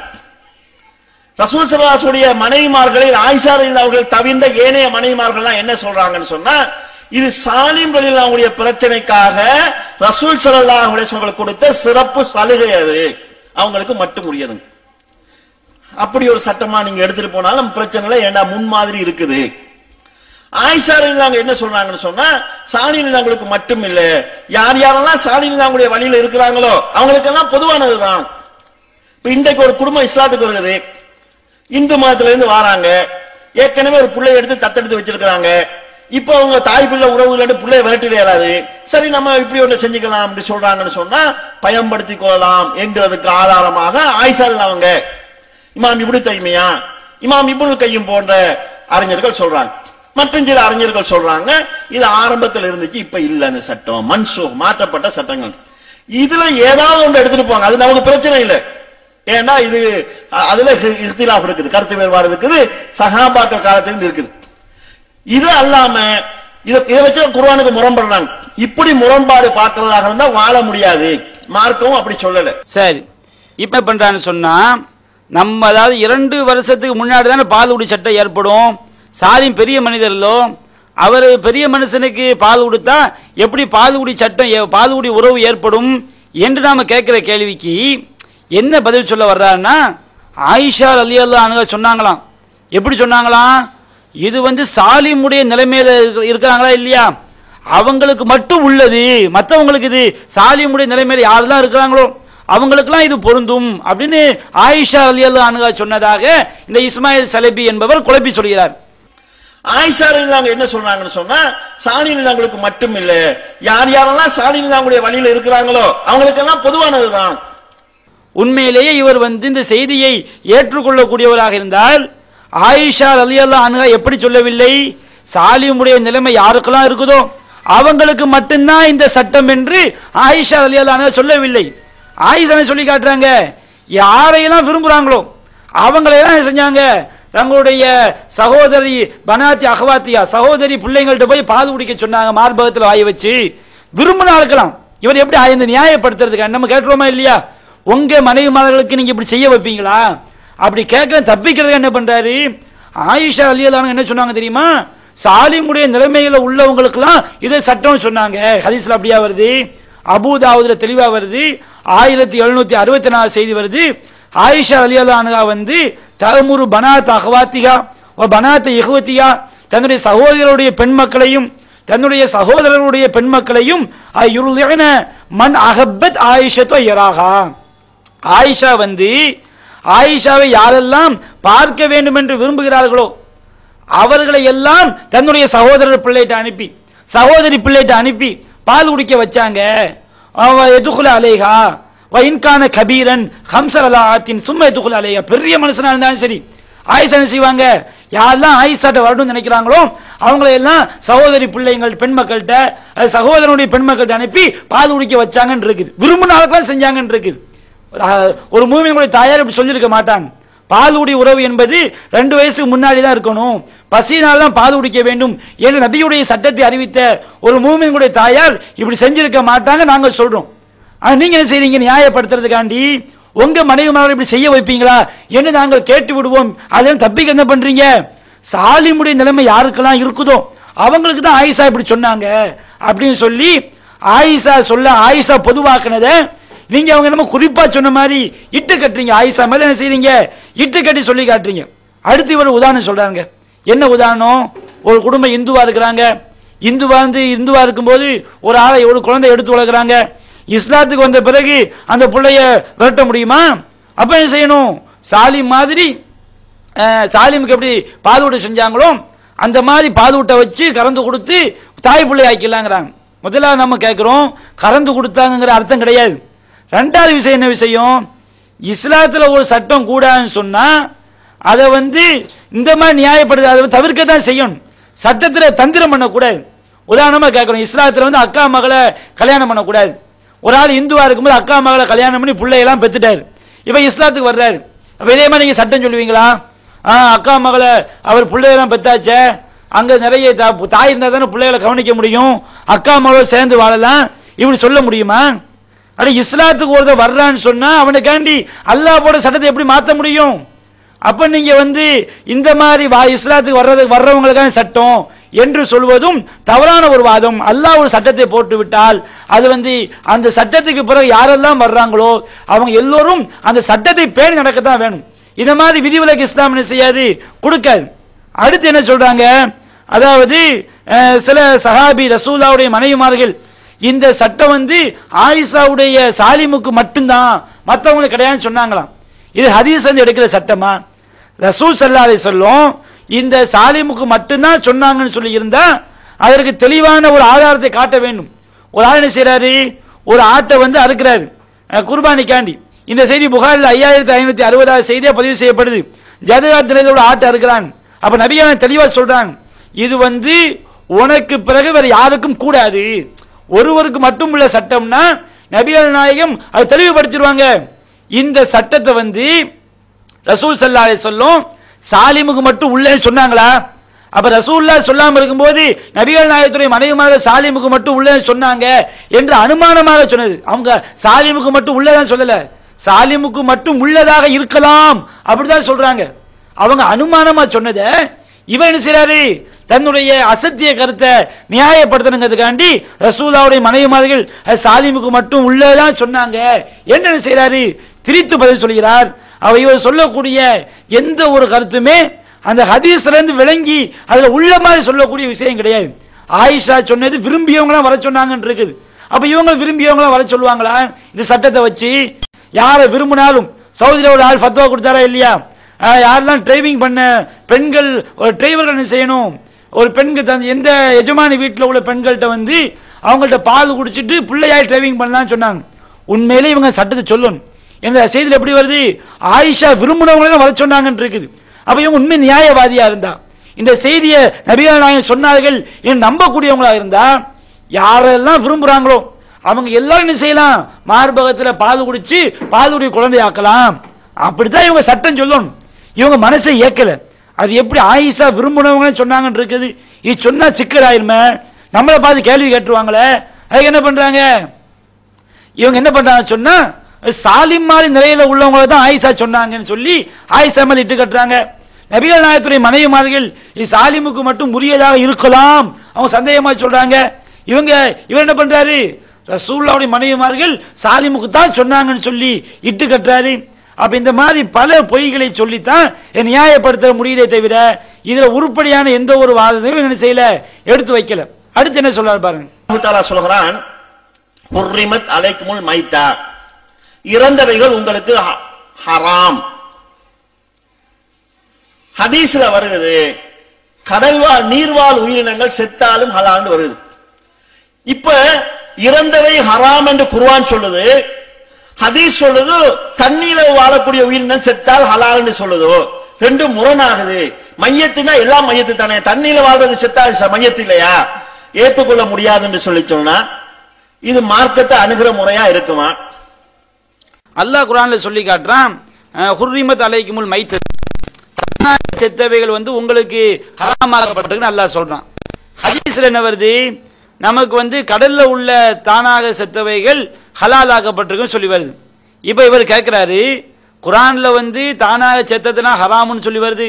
அப்ப குரான்ல தானாக செத்ததுன்னு சொல்லும் போது அதுல தரையில உள்ளது கடல்ல உள்ள எல்லாம் அடங்கத்தான் செய்யும். ஹதீஸ்ல கடல்ல உள்ளது கடல்ல தானா செத்து போனது நம்ம ஹலான்னு சொல்லி வருது. அப்ப இது இந்த ஹதீஸை நீங்க மறுத்துடுவீங்களா? கடல்ல உள்ளது தானா செத்தது ஹலான்னு சொல்லி வர்றதுனால இது குரானுக்கு முரணா இருக்குது, இதை நீங்க மறுப்பீங்களா? அப்படி மறுத்தா சரியான நிலைப்பாடான்னு கேட்கிறாங்க. இந்த மாதிரி ஒரு மறுக்கிறான்னு வச்சுக்கிடுங்க, அவன் குரானுடைய ஞானம் இல்லாமல் கிறுக்குத்தனமா மறுக்கான் அர்த்தம். நாம சொல்லி இருக்கிறோம், நம்முடைய மனசுக்கு பட்டதெல்லாம் குரானுக்கு முரணு சொல்ல முடியாது. அது தெளிவா ஆய்வு பண்ணி பார்த்தா அது குரானுக்கு முரணா இல்லையான்னு சொல்லணும். குரான்ல வசனங்களை படித்து பார்க்கும் போது அல்லாஹ் அற்புதமா சொல்லி காட்டுறான். சூரத் அன்ஆம்ல 145 வசனத்துல அல்லாஹ் சொல்லி காட்டுறான். எந்த அளவுக்கு அல்லாஹ் சொல்லிக்கிறான்? குல்லா அஜிது ஃபீமா ஊஹிய இலைய முஹர்ரமன் அலா தாயிமின் யத்அமுஹு. அல்லாஹ் நபியே சொல்றான், நபியே நீங்க சொல்லுங்கள், லா அஜிது ஃபீமா ஊஹிய இலைய முஹர்ரமன் அலா தாயிமின் யத்அமுஹு, உண்ணக்கூடியவனுக்கு ஹராமாக்கப்பட்டதாக எனக்கு வையறிவிக்கப்பட்டவற்றில் நான் பெற்றுக்கொள்ளவில்லை. எது எவற்றையெல்லாம்? இல்லா யகுன மைத்தத்தன், அது தானாக செத்தவை, அவு தமன் மஸ்ஃபூகன், அது ஓட்டப்பட்ட இரத்தம், அவு அஹ்ம ஹின்சீரின், இது பன்றியுடைய இறைச்சி, இவைகளை தவிர வேறு எதையும் ஹராமாக்கப்பட்டதாக நான் பெற்றுக்கொள்ளவில்லை அப்படின்னு அல்லாஹ் சொல்லி காட்டுறான்.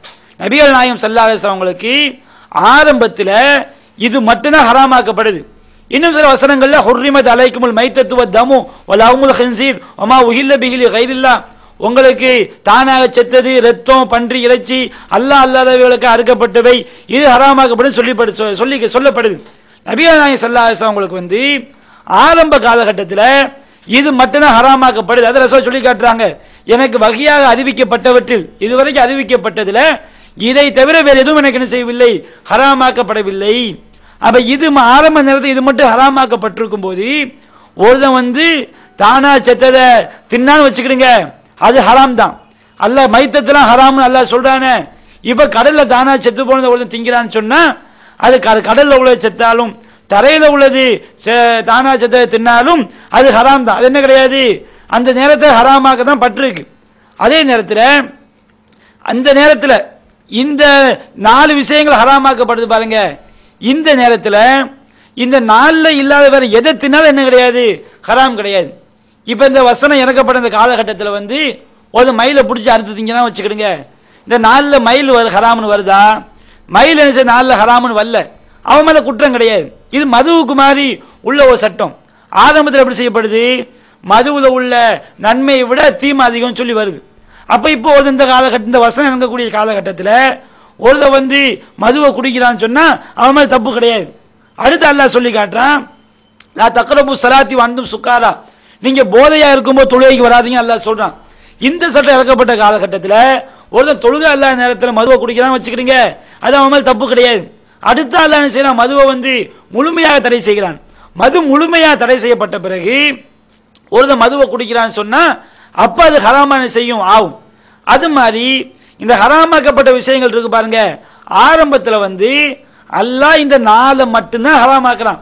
இந்த 4 மட்டும் ஹராமாக்கப்படக்கூடிய காலகட்டத்தில் இந்த 4ல் அடங்காத எதை ஒருவன் சாப்பிட்டாலும் அது என்ன செய்யாது, குற்றமாகாது.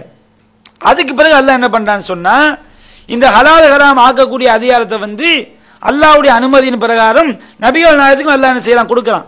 7வது அத்தியாயம் 29வது வசனத்தில் அல்லாஹ் வருது, காத்திலுல் லதீன லா யூமினூன பில்லாஹ் வலா பில் யௌமில் ஆகிர் வலா யுஹர்ரிமூன மா ஹர்ரமல்லாஹு வ ரசூலுஹு, நபியே அல்லாஹ்வை நம்பாதவர்கள், மறுமையை நம்பாதவர்கள், இன்னும் அல்லாஹ்வும் அல்லாஹ்வுடைய தூதரும் எதை தடை செய்தார்களோ அதை ஹராமாக்கி கொள்ளாதவர்களோடு நீங்கள் போர் செய்யுங்கள். அப்ப அல்லாஹ் என்ன சொல்லி காட்டுற அந்த வசனத்தில், ஒன்றை ஹராமாக்கக்கூடிய அதிகாரம் அல்லாஹ்வும் அல்லாஹ்வுக்கும் இருக்குது, இறைவன் தன்னுடைய தூதருக்கும் என்ன செய்கின்றான், அந்த அதிகாரத்தை கொடுக்கின்றான். அது போன்று 7:151 அல்லாஹ் சொல்லி காட்டுகின்றான், அல்லதீன யத்தபிஊன ரசூல் நபியல் உம்மிய அல்லதி யஜிதூனஹு மக்தூபன் இன்தஹும் ஃபித் தௌராத், மூமின்கள் எப்படிப்பட்டவர்கள், எழுத தெரியாத படிக்க தெரியாத நபியை அவர்கள் பின்பற்றுகிறார்கள், அல்லதீன யஜிதுனஹு மக்தூபன் இன்தஹும் ஃபி தௌராத், அவங்கள்ட்ட உள்ள தௌராத்தில இவரை பற்றி எழுதப்பட்டதாக அவர்கள் பார்க்கிறார்கள். தௌராத்திலையும் இன்ஜீல்லையும். இந்த நபி எப்படிப்பட்டவர்? யஅமுருஹும் பில் மஅரூஃப் வ யன்ஹாஹும் அனில் முன்கர் வ யுஹில்லு லஹுமுத் தய்யிபாத் வ யுஹர்ரிமு அலைஹிமுல் ஹபாயிஸ், அவர்களுக்கு நல்லதை ஏவுகிறார், தீமையை தடுக்கின்றார், அவர்களுக்கு பரிசுத்தமானவைகளை ஹலாலாக்குகின்றார், அவர்களுக்கு கெட்டவைகளை தடுக்கின்றார். அப்ப நபிகள் நாயகம் ஸல்லல்லாஹு அலைஹி வஸல்லம் அவங்களுக்கு ஆரம்பத்தில் 4 விஷயத்தை ஹராமாக்குறான். அதுக்கு பிறகு சில விஷயங்களை ஹலாலாக்கக்கூடிய உரிமையும் சில விஷயங்களை ஹராமாக்கக்கூடிய உரிமைகளையும் அல்லாஹ் நபிகள் நாயகத்துக்கு கொடுக்கிறான். அப்ப நபிகள் நாயகத்துக்கு ஹராமாக்கப்பட்ட உரிமைகள் அல்லாஹ்வுடைய அனுமதியின் பிரகாரம் சில விஷயங்களை ஹராம்னு சொல்லக்கூடிய அதிகாரம் நபிகள் நாயகத்துக்கு வழங்கப்பட்ட பிறகுதான் நபிகள் என்ன பண்றாங்க? கடல்ல உள்ள தானா செத்தது ஹலால் அப்படிங்கிறாங்க. குர்ஆனுக்கு எதிராக சொல்லல. குர்ஆன் பொதுவா செத்தவை ஹராம்னு சொல்லுது. நபிகள் என்ன செய்றாங்க? ஒரு பகுதி கடல்ல உள்ள தானா செத்ததா இருந்தா மட்டும் அது ஹலாலு. அப்போ எப்ப இது குர்ஆனுக்கு முரணா வரும்? குர்ஆன் செத்ததெல்லாம் ஹராம்னு சொல்லி நபிகள் நாயகம் செத்ததெல்லாம் ஹலால்னு சொன்னா தான் குர்ஆனுக்கு முரண். இது குர்ஆனுக்கு முரணா வரல. நபிகள் நாயகத்துக்கு அல்லாஹ் சில விஷயங்களை ஹலாலாக்கக்கூடிய அதிகாரத்தையும் ஹராமாக்கக்கூடிய அதிகாரத்தையும் கொடுத்ததுனால நபி என்ன பண்றாங்க? இந்த மாதிரி குர்ஆன் பொதுவா சொல்லி காட்டினாலும் அல்ல கடல் வாழ் உயிரினங்கள் அடங்காது, நீர்வாழ் உயிரினங்கள் தானா செத்து போனாலும் அடங்காது நபிகள் சொல்லி காட்டுறாங்க. அப்ப இந்த வசனங்கள் இறங்கியதை வைத்து ஆய்வு செய்யக்கூடியவங்க மிக தெளிவா விளங்கிக் கொள்வாங்க. அதே மாதிரி தான் இதை விளங்காதனால தான் இன்னொரு வாதத்தையும் வைக்கிறாரு. அல்லாஹ் தஆலா சொல்றான், 2 சகோதரிகளை ஒரே நேரத்தில் ஒருவர் திருமணம் முடிக்க கூடாது, இது அல்லாத ஏனையவைகள் உங்களுக்கு ஹலாலாகிவிட்டதுன்னு அல்லாஹ் சொல்றான். இதுக்கு பின்னால உள்ள எல்லாம் ஹலால்னு சொல்லி ஹதீஸ்ல நபி ஸல்லல்லாஹு அலைஹி வஸல்லம் சொல்றாங்க, சகோதரிகளை மட்டுமல்ல ஒரு பெண்ணையும் அந்த பெண்ணுடைய சாட்சியையும் திருமணம் முடிக்க கூடாது, ஒரே நேரத்தில் மனைவியாக வைத்துக் கொள்ள முடியாது, ஒரு பெண்ணையும் அந்த பெண்ணுடைய மாமியையும் ஒரே நேரத்தில் வைத்துக் கொண்டிருக்க முடியாது என்று ரசூலுல்லாஹி ஸல்லல்லாஹு அலைஹி வஸல்லம் சொல்லியிருக்கிறாங்க. சில பேர் கடந்த காலத்தில் இந்த ஹதீஸையும் குர்ஆனுக்கு முரண்படுவதாக சொல்லி மறுத்திருக்கிறாங்க. அப்ப நீங்க இந்த விஷயத்துல எப்படி எடுக்க போறீங்க?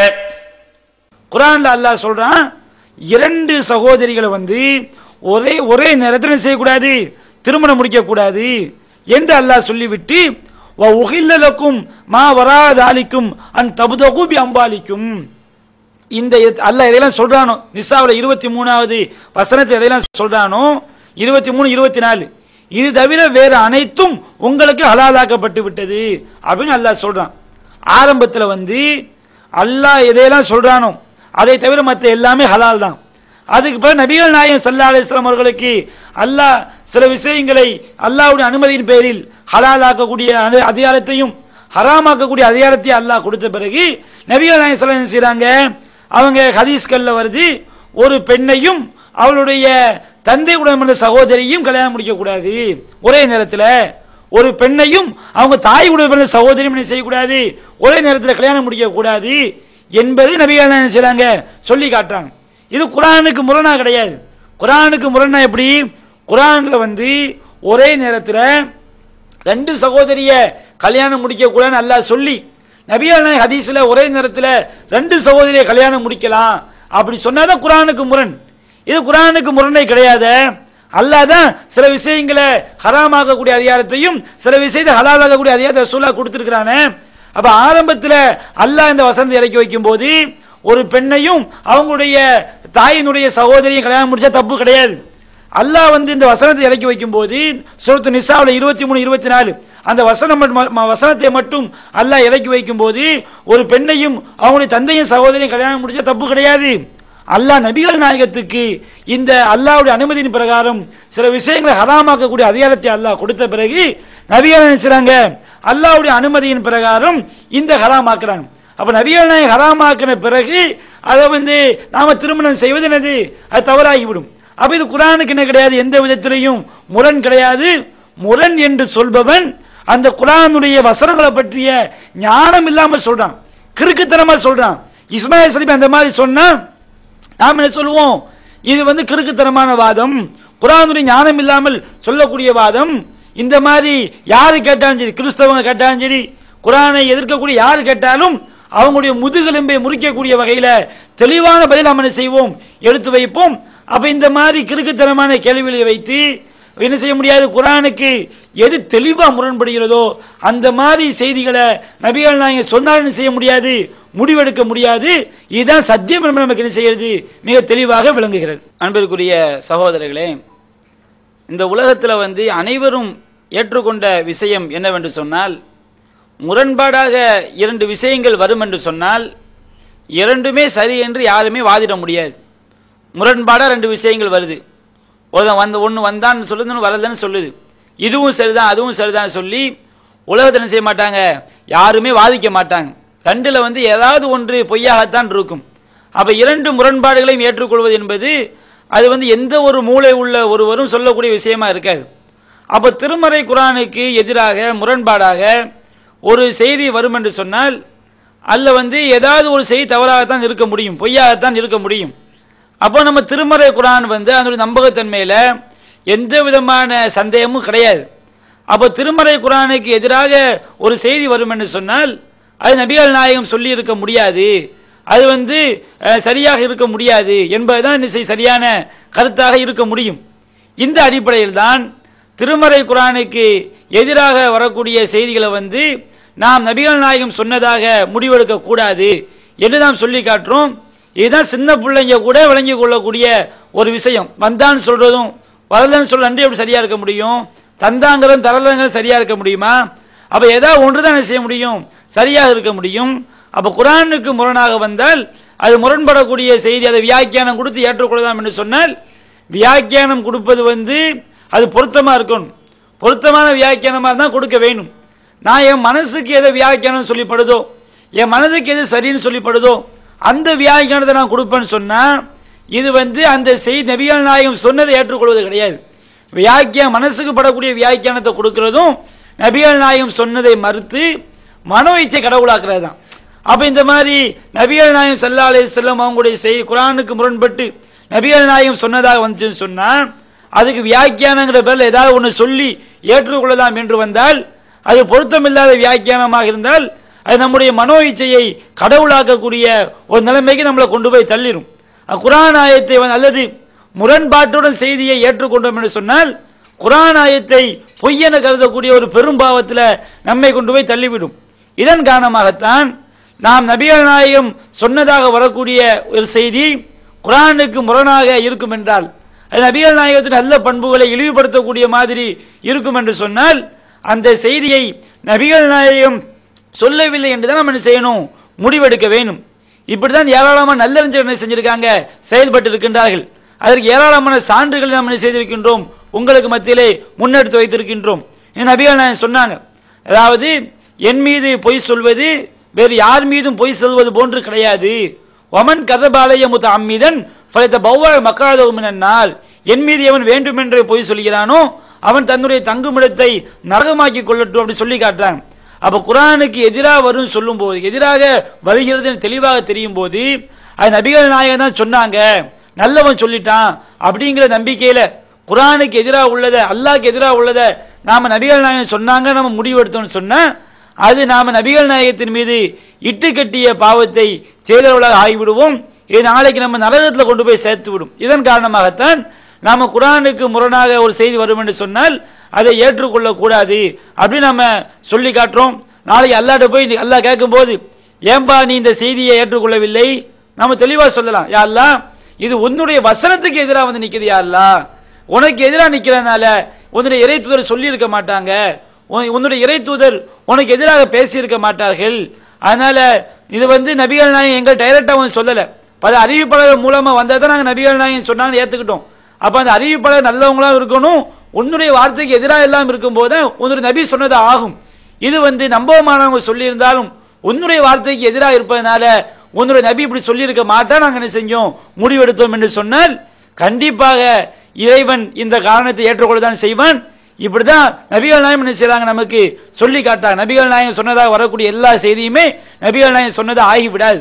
அது குர்ஆனுக்கு முரண் இல்லாமல் இருந்தால்தான் நம்பகமான அறிவிப்பாளர் வழியாக வந்திருப்பதோடு குர்ஆனுக்கு முரண் இல்லாமல் இருந்தால்தான் நபிகள் நாயகம் சொன்னதா ஆகும். நபிகள் நாயகம் அப்படித்தான் நமக்கு என்ன செஞ்சிருக்காங்க, முடிவெடுக்க சொல்லி தந்திருக்கின்றார்கள். எனவே நாம் குர்ஆனுக்கு முரணாக வரக்கூடிய செய்திகளை அதை நபிகள் நாயகம் சொன்னார்கள் என்று முடிவெடுப்பது நம்முடைய ஈமானுக்கு பாதிப்பாக அமைந்துவிடும். இது போன்ற நிலைகளில் இருந்து நம்மை நாம் பாதுகாத்துக் கொள்ள வேண்டும். அல்லாஹு தாலா சத்தியத்தை விளங்கி சத்தியத்திலே மரணிக்கக்கூடிய நன்மக்களாக நம் அனைவரையும் ஆக்கி அருள் புரிவானாக. வாஹிரு தஅவானா அனில் ஹம்துலில்லாஹி ரப்பில் ஆலமீன். அஸ்ஸலாமு அலைக்கும் வ ரஹ்மத்துல்லாஹி வ பரகாத்துஹு.